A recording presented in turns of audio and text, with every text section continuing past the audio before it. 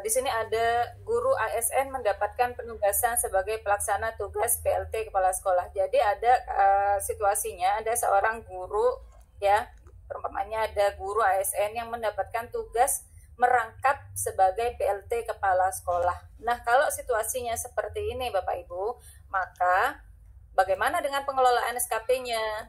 Ya, jadi pengelolaan SKP-nya, SKP sebagai guru dan SKP sebagai PLT kepala sekolah tetap dilaksanakan kedua-duanya sampai dengan tahap penilaian kinerja DPMM untuk mendapatkan predikat kinerja.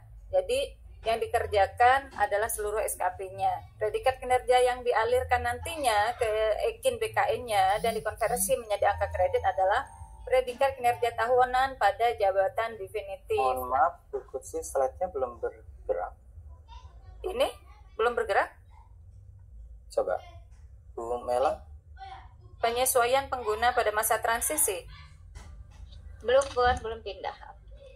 Oh gitu? Masih di covernya. Belum Ibu. Oke, sebentar. Sudah, sekarang sudah. Sudah? Iya. Kalau saya slideshow seperti ini, kalau saya perbesar, nggak membesar ini? Coba di slideshow.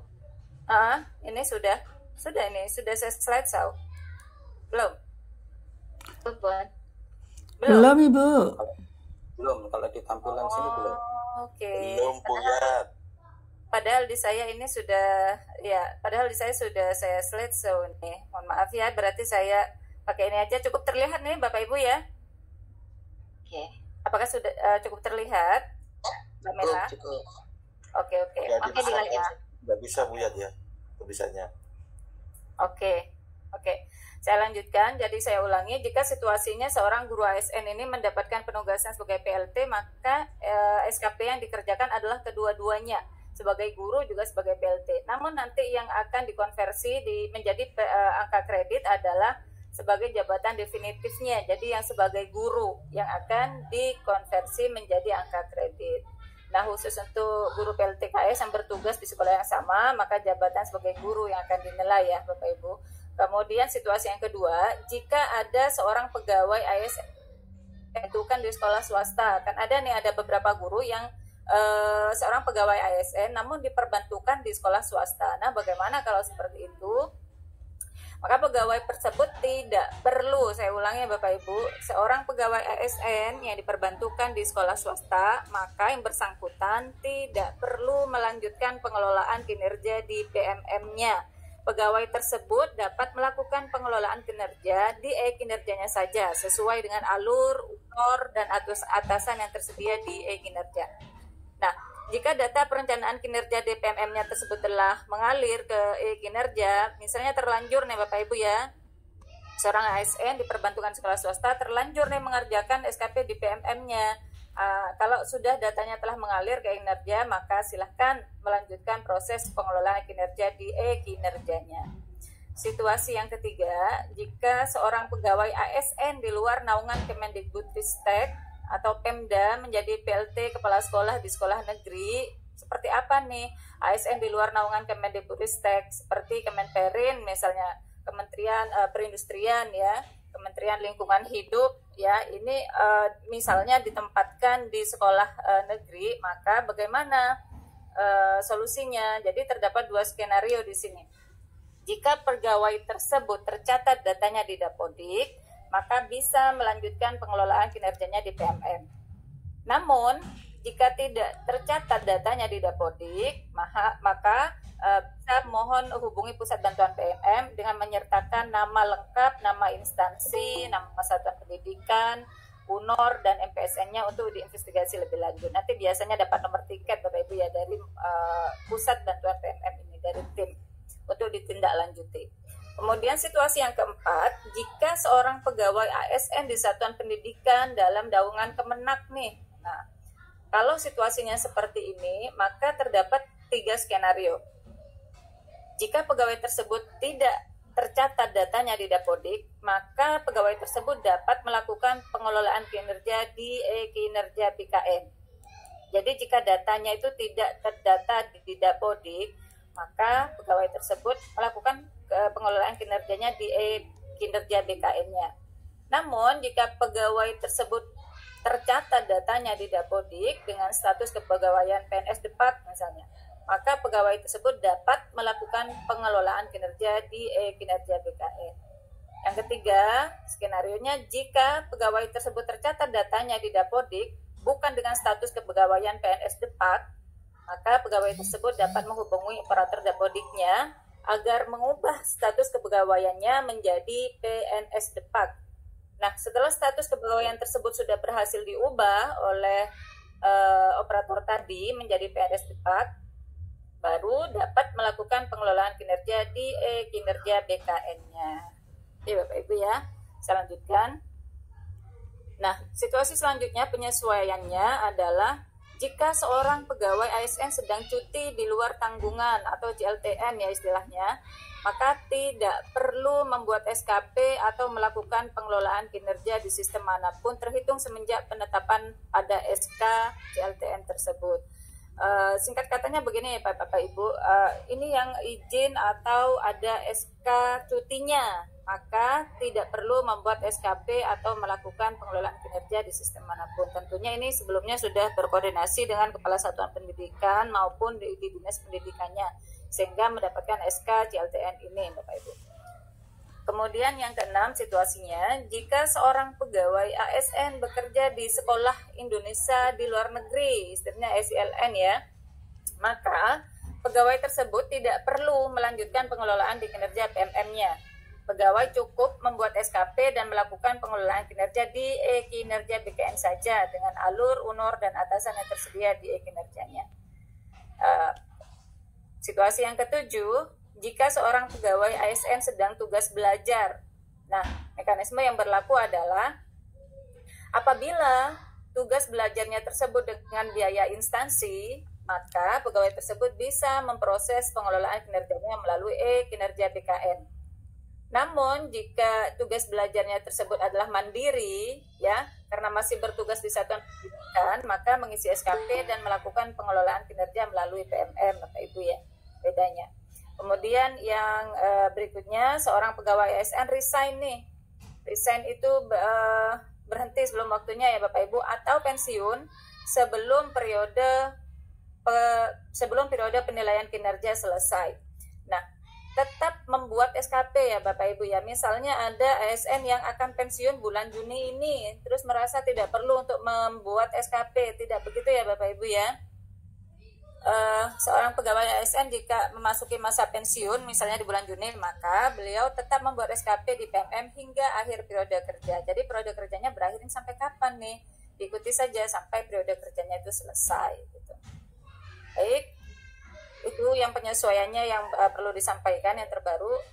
Kemudian saya akan menyampaikan tahap penilaian kinerja.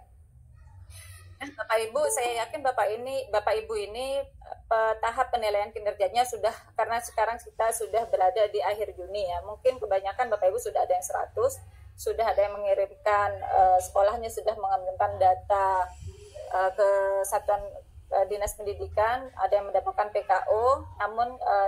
Namun di sini saya juga akan menjelaskan apa itu tahap penilaian kinerja, karena di bulan periode kedua nanti, di periode Juli sampai Desember, Bapak Ibu akan mulai dari awal seperti periode Januari sampai Juni. Jadi Bapak Ibu mungkin kemarin dalam melakukan penilaian kinerja ini ada yang kurang mantap nih, atau ada yang kurang sesuai dengan ekspektasi ya, maka hal ini perlu diperhatikan ya Bapak Ibu supaya tidak terjadi ketidaksesuaian dengan ekspektasi Bapak Ibu maupun pimpinannya.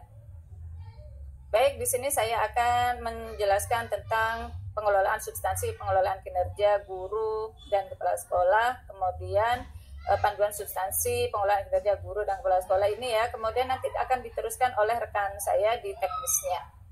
Baik, mungkin ada materi nanti yang ada di saya yang akan disampaikan lebih detail oleh pemateri selanjutnya Bapak Ibu. Nah Bapak Ibu, saya ajak nih Bapak Ibu sekarang untuk melihat peta perjalanan pengelolaan kinerja kita ya Bapak Ibu ya. Seperti yang Bapak Ibu tahu ya, saya yakin Bapak Ibu semua sudah familiar ya sekarang ya, meskipun di awal-awal peluncuran penilaian SKP yang melalui PMM ini Bapak Ibu masih bertanya-tanya ya, masih banyak yang belum paham. Saya yakin semakin di sini Bapak Ibu sudah semakin paham ya, dan sudah lancar gitu dalam mengerjakan atau mengelola pengelolaan kinerjanya. Nah, sekarang mari kita lihat variabel pengelolaan kinerjanya. Variabelnya ada berapa Bapak Ibu? Yang pertama ada praktik kinerja, perilaku kerja, pengembangan kompetensi, dan dokumen akuntabilitas. Nah, apa itu praktik kinerja? Nah, praktik kinerja ini adalah praktik kerja yang dipantau oleh siapa? Oleh kepala sekolah atau pimpinannya. Pemantauan kinerjanya seperti apa? Dimulai dari tahap perencanaan. Jadi guru itu kan memilih salah satu sub-indikator kinerja dari indikator D1 rapor pendidikan. Semua indikator itu kan ada 8 tuh Bapak Ibu. Bapak Ibu kan berdasarkan rapor pendidikan itu ada yang merah, ada yang kuning, ada yang hijau ya.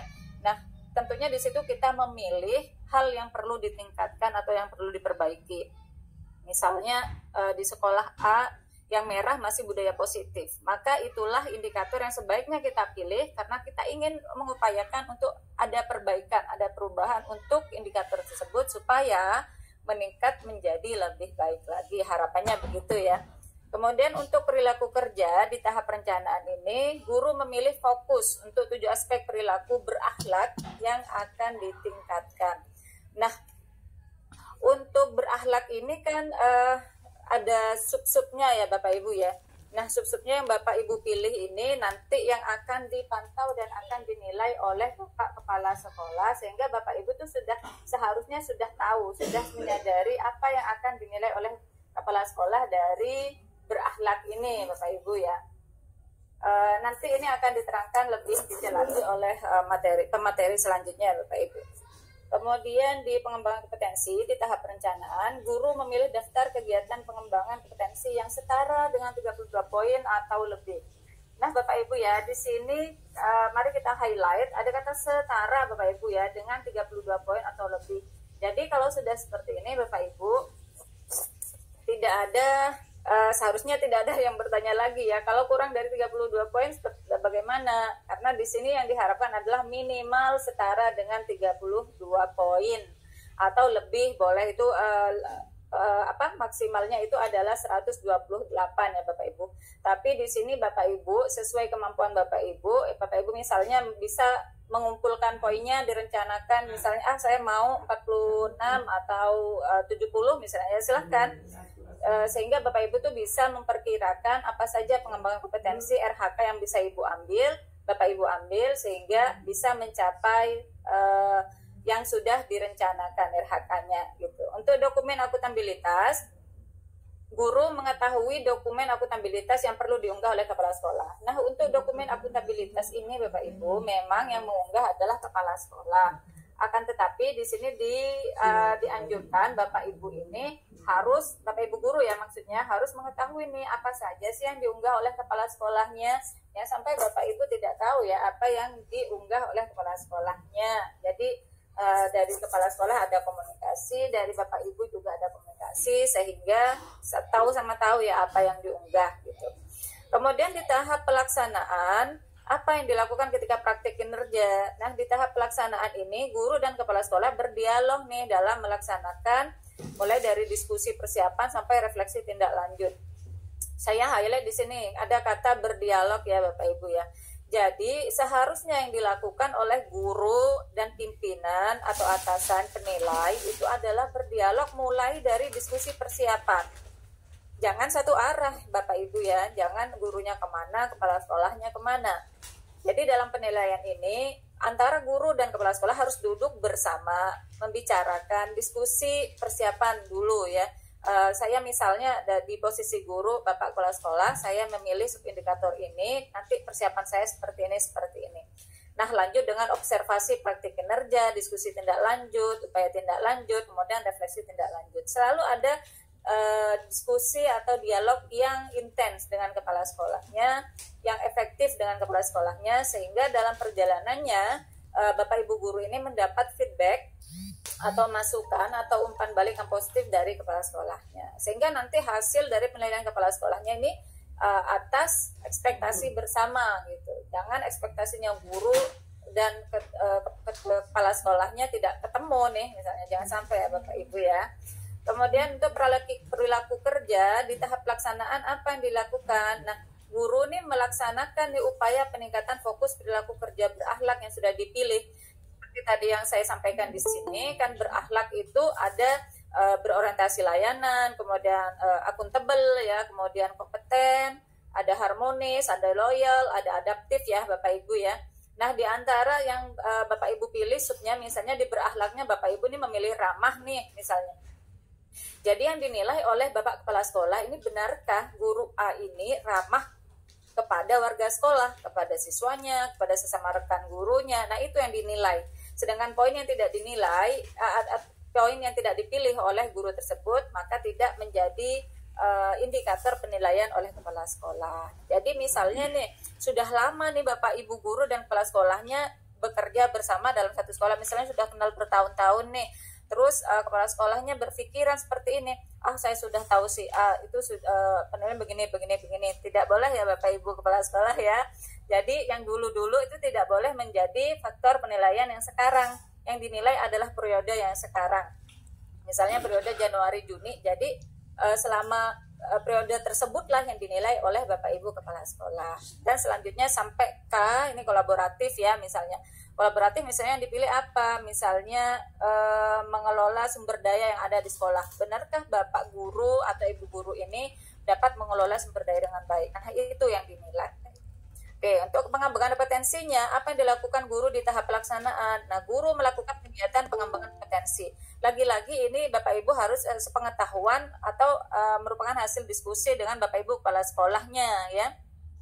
Jadi Bapak Ibu itu aktif gitu, menyampaikan perkembangannya kepada Bapak Ibu kepala sekolahnya. Misalnya melapor, Pak, saya sekarang sedang ikut pengembangan diri tentang misalnya pemanfaatan IT Canva misalnya ya, atau pemanfaatan kuisis dalam pembelajaran misalnya, disampaikan kepada Bapak kepala sekolahnya sehingga Bapak kepala sekolah atau Ibu kepala sekolahnya itu tahu gitu apa yang sedang dilakukan oleh guru-gurunya, sehingga Bapak kepala sekolah atau Ibu kepala sekolahnya itu bisa bertanya bagaimana pengembangan kompetensinya Bu. Saya sekarang sedang tahap membuat nih Pak, membuat slide Canva yang bisa digunakan untuk pembelajaran di kelas misalnya. Nah, hal seperti itu sebetulnya yang harus dilakukan nih Bapak Ibu guru ya, sehingga pengelolaan kinerja Bapak Ibu itu esensinya dapat gitu. Pengembangannya berdasarkan dialog yang terbuka antara Bapak Ibu kepala sekolah dan Bapak Ibu guru. Kemudian dokumen akuntabilitasnya, gimana di tahap pelaksanaan Bapak Ibu guru melaksanakan tugasnya sehari-hari. Nah, itu kan SK-SK tuh yang diupload oleh kepala sekolah nantinya. Jadi tugasnya guru apa di SK-SK tersebut. Jadi guru melaksanakan tugasnya sehari-hari ya. Kemudian di tahap penilaian, guru akan mendapatkan rating praktik kerja dari kepala sekolah yang dilandaskan pada upaya refleksi, upaya mempelajari, dan perubahan praktik. Nah, bagaimana sih kepala sekolah bisa mendapat sampai kepada kesimpulan harus memberi rating praktik kinerja apa pada guru A misalnya? Ya dari sini, dari dialog yang sudah dilakukan, dari diskusi intens yang sudah dilakukan antara guru dan kepala sekolah, sehingga Bapak kepala sekolah, Ibu kepala sekolah ini punya dasar gitu untuk memberi rating penilaian pada praktik kinerja. Kemudian di tahap perilaku kerja, tahap penilaiannya apa yang dilakukan? Guru akan mendapatkan rating perilaku kerja dari kepala sekolahnya dengan mempertimbangkan perwujudan dan dampak. Jadi di LMS PMM kepala sekolahnya itu ada perwujudan dan dampak dari perilaku kerja yang sudah dipilih oleh si guru itu tadi, setiap aspek perilaku kerja. Kemudian di pengembangan kompetensi, di tahap penilaian Bapak Ibu guru mengunggah bukti dukung kegiatan yang sudah dilakukan dan dicek oleh kepala sekolah. Nah, di sini perlu diperhatikan ya Bapak Ibu ya. Setelah proses kegiatan pengembangan kompetensinya kan dapat bukti dukung tuh berupa sertifikat atau laporan. Nah, ini dicek nih oleh kepala sekolah nih, benar nggak Bapak Ibu guru ini mendapatkan bukti dukung atas kegiatan yang sudah pengembangan kompetensi yang sudah dilakukan gitu ya Bapak Ibu kepala sekolah dan Bapak Ibu guru. Kemudian di dokumen akuntabilitas, kepala sekolah ini nanti mengunggah dokumen akuntabilitas dari pelaksanaan tugas keseharian guru. Jadi mengunggahnya ini hanya ada di laman LMS-nya kepala sekolahnya. Jadi di laman PMM-nya guru itu tidak ada menu unggah dokumen, hanya di kepala sekolahnya saja. Saya lanjutkan. Nah, kemana sih arah transformasi pengelolaan kinerja ini? Nah, di sini kita awali dengan persamaan persepsi dulu Bapak Ibu ya. persamaan persepsi mindset kita samakan dulu sehingga kedepannya ini kita dalam pengelolaan kinerja ini satu tujuan gitu, satu arah dengan atau satu cita-cita dengan kepala sekolah dan warga sekolah lainnya. Jika guru dan kepala sekolah menjalankan pengelolaan kinerja sebagai bagian dari proses pembelajaran. Nah, ini Bapak Ibu ya, sebetulnya esensinya pengelolaan kinerja ini seharusnya dijadikan sebagai bagian dari proses pembelajaran. Proses pembelajaran bagi siapa ya? Bagi guru tersebut gitu. Kepala sekolah kan di sini juga dinilai tuh sama tim kerja dari Dinas Pendidikan. Jadi bagi kepala sekolah juga bagian proses dari pembelajaran. Nah, kalau sudah seperti ini mindset dasarnya, maka perubahan perilaku yang diharapkan guru dan kepala sekolah ini terus melakukan upaya peningkatan kualitas. Nah, di sini saya highlight ya Bapak Ibu ya. Kata kuncinya ada peningkatan kualitas kinerja melalui dialog, refleksi, dan umpan balik. Nah, seperti yang saya sampaikan tadi di sebelumnya, ya di slide sebelumnya, bahwa harus ada dialog, refleksi, dan umpan balik yang mendalam